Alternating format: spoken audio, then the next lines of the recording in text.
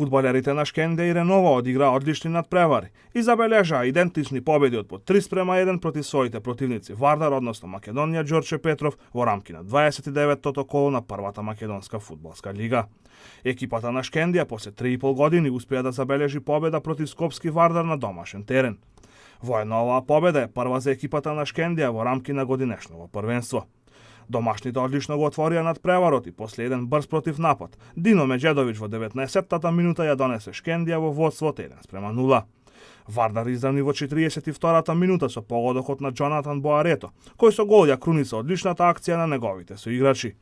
Во второто полувреме Бесарт Ибраими постигна два погодоци од дистанца во 64-та и 82-та минута, со што ги постави конечните 3:1 за Шкендија. Со оваа победа екипата на Шкендија ја намали негативата која ја има во однос на Вардар на 10 поени. Сепак до крајот на првенството остануваат уште само 7 првенствени кола, односно многу малку време за фудбалерите на Шкендија да се обидат да ја анулираат во целост оваа предност на Вардар.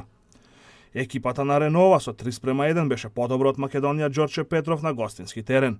Победникот беше решен уште на стартот од надпреварот, кога Висар Мусливу постигна два погодоци во втората и петтата минута. На високи 3:0 с големи Стојанчо Велинов во 13-тата минута. Во тој момент победникот на овој надпревар веќе беше решен и домашните се обидуваа само да го ублажат поразот. Тој им успеа дури во третата минута од судиското на дополнување на регуларните 90 минути, кога Валмир Јонузи намали на 3:1, со што го постави конечниот резултат на овој надпревар. Екипата на Ренова со оваа победа се искачи на делба на четвртата позиција на табелата, заедно со екипата на Пелистер со по 41 поен. Во следното 30-то коло кој ќе се одигра во недела, двете тетовски екипи ќе имаат тешки задачи. Екипата на Шкендија ќе гостува во Скопски Чаир против Шкупи, додека Ренова на домашен терен ќе го пречека трето пласираниот Работнички.